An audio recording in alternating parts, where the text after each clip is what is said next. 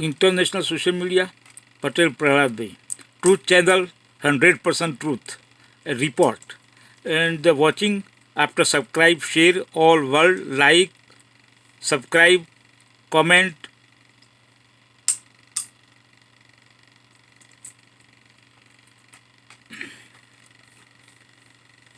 भारत ने जैसे ही सिलीगुड़ी कॉरिडोर पर अपनी सैन्य तैनाती बढ़ानी शुरू की, उसी पल से पूरा इलाका एक दमदार वॉर रूम की तरह बदलने लगा।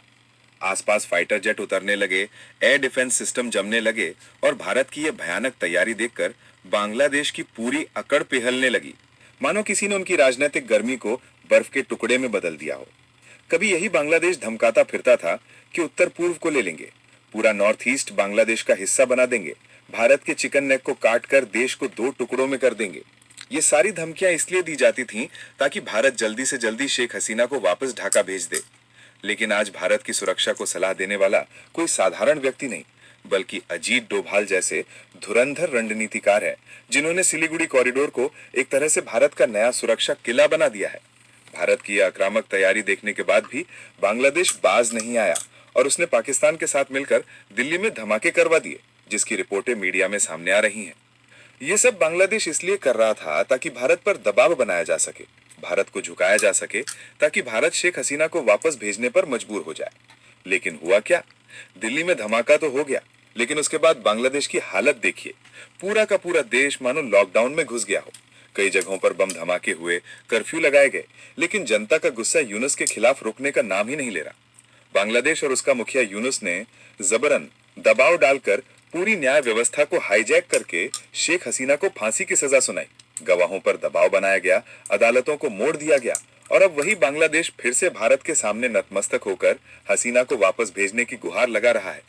इधर खबर यह भी है कि सुरक्षा व्यवस्था को संभालने के लिए बांग्लादेश के सुरक्षा सलाहकार जल्द ही भारत आने वाले हैं। इधर भारत ने सिलीगुड़ी कॉरिडोर के आसपास अपनी सैन्य तैनाती जिस तरह बढ़ा दी है, उसे देखकर साफ दिखाई देता है कि भारत अब किसी भी कीमत पर शेख हसीना को वापस भेजने वाला नहीं है। कम से कम तब तक तो बिल्कुल नहीं, जब तक देश में चुनाव का माहौल शुरू नहीं हो जाता। भारत की तीनों सेनाएं एक्टिवेट हो चुकी हैं और यह नजारा ही बताने के लिए काफी है कि भारत इस बार पूरी तैयारी के साथ खेल रहा है। उधर मोहम्मद यूनुस की मंशा भी छुपी नहीं है। वो चाहता है कि शेख हसीना को फांसी देकर वो पूरे जीवन भर बांग्लादेश की सत्ता पर तानाशाही करता रहे, हिंदुओं को डराता रहे और पूरे देश को अपनी मनचाही दिशा में मोड़ता रहे। अब जरा ये सुनिए कि हसीना को फांसी दिलाने के लिए यूनुस ने किसे गवाह बनाया। जवाब सुनते ही अंदाजा लग जाएगा कि ये खबर कितनी खतरनाक है और तब समझ आएगा कि अपने दुश्मनों को मिटाने का तरीका यूनुस कितनी चालाकी से अपनाता है। दरअसल यूनुस ने बांग्लादेश के पूर्व पुलिस प्रमुख चौधरी मामून पर दबाव डालकर उसे लालच देकर हसीना के खिलाफ सरकारी गवाह बना दिया।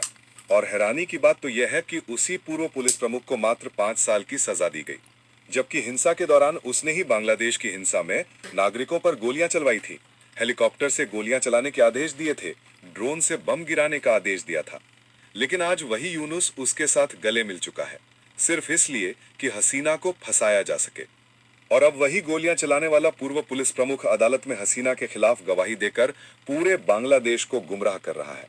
अब आप समझ ही गए होंगे कि बांग्लादेश का ये मुखिया मोहम्मद यूनुस देखने में कितना सीधा साधा और भोला दिखता है, लेकिन उसकी योजना सत्ता को आजीवन पकड़े रखने की है। उसने तो पहले ही बांग्लादेश के अंदर एक ऐसे शासन की शुरुआत कर दी है जो तालिबान जैसी व्यवस्था का एहसास दिलाता है, जहां महिलाओं का खुलकर अपमान किया जा रहा है और बाकी धर्मों को एक एक करके मिटाने की कोशिश चल रही है। आगे हम लोग विस्तार से जानेंगे कि अदालत में शेख हसीना के खिलाफ कौन कौन से गंभीर आरोप लगाए गए हैं और इन आरोपों के जवाब में शेख हसीना ने किस तरह जबरदस्त जवाब दिया है, जिसने यूनुस को उसी की औकात दिखा दी है। पूरा मामला जैसे जैसे खुल रहा है, बांग्लादेश की राजनीति का असली चेहरा और भी नंगा होता जा रहा है। सबसे बड़ी बात यह है कि अब बांग्लादेश अपने कानून का लाठी दिखाकर भारत से कह रहा है कि कातिल हसीना को वापस भेजो, लेकिन भारत कई बार साफ मना कर चुका है और इस बार तो हालात ये हैं कि हमारे 72 फाइटर जेट बांग्लादेश की सीमा पर तैनात हैं, जैसे भारत ने बिना एक शब्द कहे अपना कड़ा संदेश दे दिया हो। भारत ने हसीना को फांसी देने के बाद बांग्लादेश के लिए एक तगड़ा जवाब भी जारी कर दिया है, जिसमें साफ झलक रहा है कि भारत उस तानाशाही सरकार को मानने वाला नहीं है, बल्कि वो जनता की आवाज सुनेगा। यानी भारत चाहता है कि पहले बांग्लादेश में चुनाव हो, तभी किसी भी तरह की बात आगे बढ़े। अब आगे हम ये जानेंगे कि आखिर 17 नवंबर को शेख हसीना को फांसी देने का दिन क्यों चुना गया। आखिर ये दिन हसीना के लिए इतना खास और महत्वपूर्ण क्यों है? किस वजह से इस तारीख को चुना गया? ये राज कहानी को और भी गहरा बना देता है।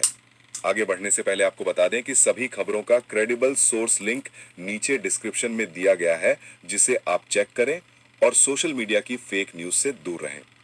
तो चलिए इन सभी खबरों को शामिल। सबसे पहले सुनिए कि शेख हसीना को फांसी देने के लिए कैसे झूठा गवाह तैयार किया गया। तो बांग्लादेश की राजनीति में आज ऐसा तूफान उठा है जिसने पूरे दक्षिण एशिया की सांसें रोक दी हैं। ढाका के ट्रिब्यूनल ने पूर्व प्रधानमंत्री शेख हसीना को मानवता विरुद्ध अपराधों के लिए मौत की सजा सुना दी। वहीं शेख हसीना जो पिछले 1 साल से भारत में सुरक्षित रह रही हैं, ढाका ने भारत से बार बार कहा कि उसे तुरंत वापस भेजा जाए, लेकिन नई दिल्ली ने अब तक एक भी स्पष्ट संकेत नहीं दिया। इस सन्नाटे ने पूरे क्षेत्र की राजनीति को उलझा दिया है और ढाका की नाराजगी उबलने लगी है। भारत के लिए यह मामला अब सिर्फ कूटनीतिक रिश्तों का नहीं, बल्कि अपनी क्षेत्रीय छवि और सामरिक स्थिरता की परीक्षा बन चुका है।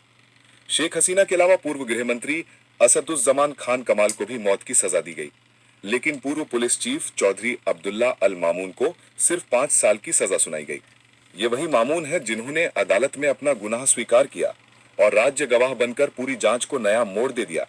जब कोई आरोपी अपना गुनाह मान ले और फिर जांच एजेंसियों को मदद करने के लिए अंदर की सारी जानकारी दे दे, तो उसे राज्य गवाह कहा जाता है। राज्य गवाह बनने से आमतौर पर उसकी सजा कम हो जाती है। यही हुआ मामून के साथ भी। जुलाई में मामून ने अदालत में आरोप पढ़कर सुनाए जाने के बाद अपना गुनाह मान लिया। उन्होंने कहा कि वो सारी सच्चाई बताने को तैयार हैं। उन्होंने अदालत से राज्य गवाह का दर्जा देने की अपील की। इंटरनेशनल क्राइम्स ट्रिब्यूनल ने ये याचिका स्वीकार कर ली। सितंबर में मामून ने अदालत में बयान दिया। उन्होंने खुलकर कहा कि पिछले वर्ष के जनवरी में जो नरसंहार हुआ वो शेख हसीना और असदुज्जमान खान कमाल के सीधे आदेशों पर हुआ। उन्होंने देश, पीड़ितों और परिवारों से माफी मांगी। इस स्वीकारोक्ति ने पूरी जांच की दिशा बदल दी। अभियोजन पक्ष ने कहा कि मामून के पास घटनाओं का प्रत्यक्ष ज्ञान था और इसलिए उसे हल्की सजा दी गई है। जुलाई आंदोलन में जिन बच्चों ने जान गंवाई, उनके परिवार बेहद आक्रोश में हैं। उन्हें मामून की सिर्फ 5 साल की सजा मंजूर नहीं। उनका कहना है कि जिसने आसमान से गोलियां चलवाई उसे इतनी हल्की सजा देकर न्याय को अधूरा कर दिया गया है। पीड़ितों के परिवारों ने जमुना टीवी से कहा कि मौत की सजा पाने वाले नेताओं के मुकाबले मामून को मिली सजा न्याय की परिभाषा को कमजोर कर रही है। शेख हसीना भारत में निर्वासन में हैं और अदालत के आदेश को मानने से इनकार कर चुकी हैं। कमाल भी देश से बाहर हैं। मामून हिरासत में रहते हुए गवाही दे चुके हैं। ट्रिब्यूनल ने मानवता विरुद्ध अपराधों को पूरी गंभीरता से लेते हुए इस सजा को अंतिम रूप दिया है।